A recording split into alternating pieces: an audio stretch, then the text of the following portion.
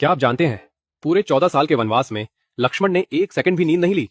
और इससे भी बड़ी बात, उनकी नींद को पूरा करने के लिए कोई और 14 साल तक लगातार सोता रहा। कौन था वो? आप हैरान रह जाएंगे। वनवास की पहली रात थी। भगवान राम और सीता गहरी नींद में थे, लेकिन लक्ष्मण की आंखें जाग रही थी। उन्हें लगा, यदि मैं सो जाऊं तो जंगल के खतरे मेरे भैया और भाभी को नुकसान पहुंचा सकते हैं। इसी समय निशाचर देवी निद्रा अवतरित हुई। उन्होंने कहा, लक्ष्मण, 14 वर्षों तक जागना किसी मानव के बस की बात नहीं। तुम्हें यह वरदान तभी मिलेगा जब कोई तुम्हारी नींद अपने ऊपर ले ले। लक्ष्मण ने पूछा, कौन करेगा यह बलिदान?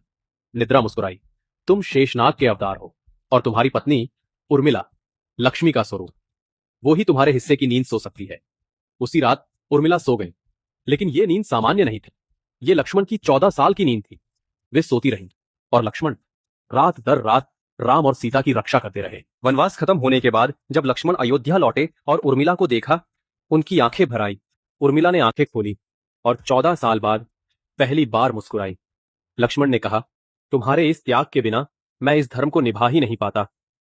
लोग राम सीता के प्रेम को याद रखते हैं, लेकिन बहुत कम लोग जानते हैं कि अयोध्या की सबसे महान प्रेम कहानी लक्ष्मण और उर्मिला की है, जहां एक ने 14 साल तक नींद त्याग दी और दूसरी ने 14 साल सिर्फ अपने पति के धर्म का साथ देने के लिए सोती रही।